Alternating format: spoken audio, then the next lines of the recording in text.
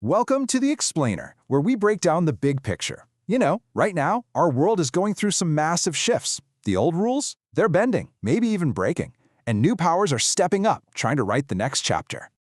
So let's just jump right in with a number that honestly tells a pretty powerful story. 59. In 2024, the world saw 59 different state-based conflicts. Now, to give you some context here, that is the highest number ever recorded since the end of World War II. We are, without a doubt, living in a moment of incredible global friction. And that friction, it comes with a staggering price tag. We're talking nearly $20 trillion. That was the economic hit from all this violence. Just think about that. It's more than 11% of the entire global economy. A huge amount of money and resources just diverted from building things to, well, breaking them.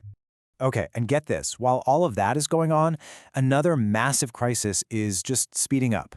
Greenhouse gas emissions, yep, they hit a record high in 2023, jumping another 1.3% from the year before. It's this really stark reminder, right? While we're all focused on human conflicts, these huge global challenges like climate change, they aren't pausing to wait for us to sort things out. So these numbers we just looked at, they aren't just isolated problems. They're actually all symptoms of a much bigger story. What we're seeing is the global order, that whole system of institutions and alliances built after World War II, it's under immense strain. And the cracks, they are really starting to show. Everywhere. And you don't have to look far to see it. Let's start at the very top. The UN Security Council. This is the body that was designed specifically to prevent major conflicts. But what's happening? It's finding itself completely deadlocked, pretty much a victim of the same great power rivalries it was supposed to manage. And this paralysis, it was on full display in a recent vote. So in April 2024, the US and Japan tried to pass a resolution to keep weapons of mass destruction out of space. Sounds like a good idea, right? Well, Russia vetoed it. They argued the ban needed to cover all weapons, not just WMDs. So what was the result? Total diplomatic gridlock. And now the door is basically wide open for the militarization of space. And this friction, it's not just happening in high-level diplomatic meetings. Oh no, it's spilling over, and it's starting to hit our wallets. That whole consensus we had around global trade, it's really starting to fracture. And more, you're seeing countries use things like tariffs and trade barriers as actual weapons in this new kind of competition.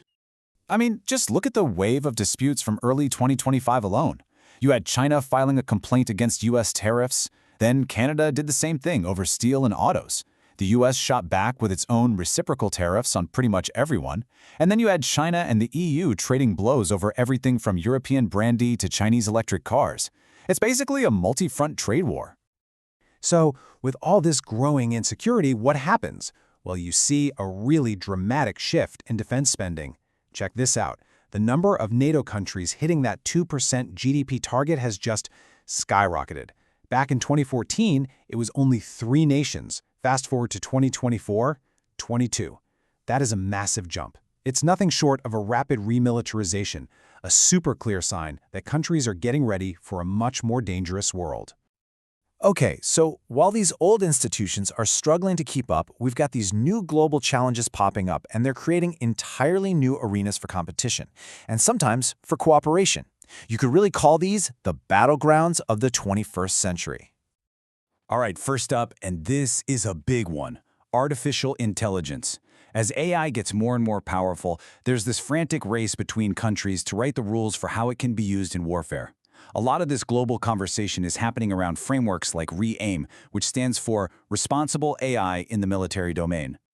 And there's been some movement here. At a huge conference in South Korea, 61 countries actually managed to agree on a kind of roadmap. Now, it's not legally binding, but it does lay out some really key principles, like making sure a human is always accountable and keeping a person in the loop. It's basically an attempt to build some guardrails before this tech gets way ahead of us. Then there's the fierce competition over resources. Think about it. The big shift to green energy has created this massive global race for critical minerals, things like lithium, cobalt, all that stuff you need for batteries and wind turbines. And securing those supply chains, it's not just about economics anymore. It's become a core national security issue.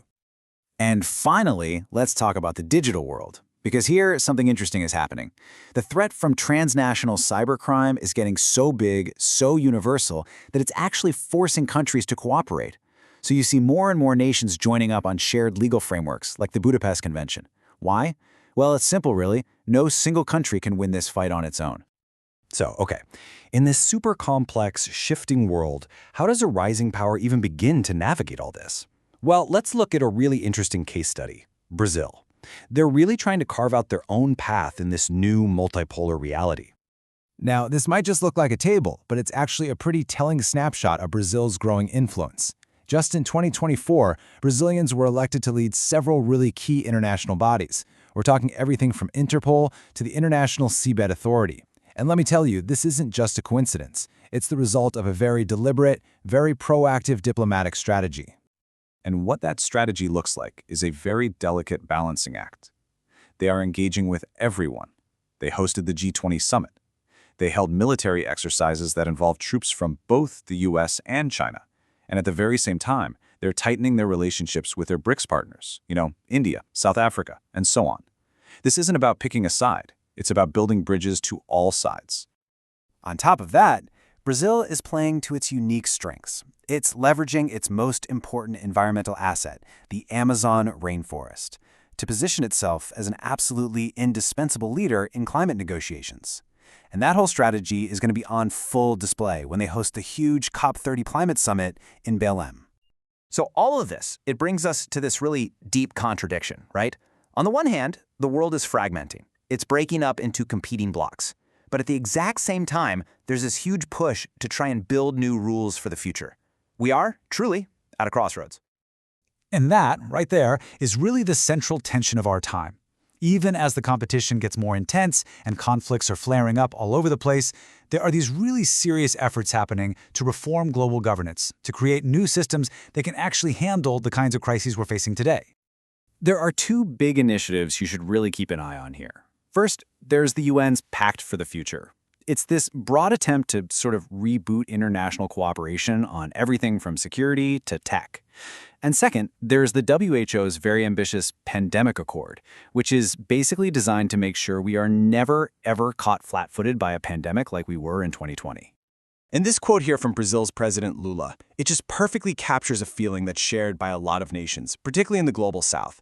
For them, this isn't just a moment of chaos and crisis. They see it as a critical opportunity, a real chance to build a more fair, more equitable global system right from the ground up. Which, of course, leaves us with the fundamental question of our time. As this old order keeps fraying at the edges, what comes next? Are we going to descend into even deeper, more dangerous conflict? Or can we find a way to work together to forge new rules and new kinds of cooperation for the future we all have to share? The thing is, there's no easy answer. And that answer is being written as we speak.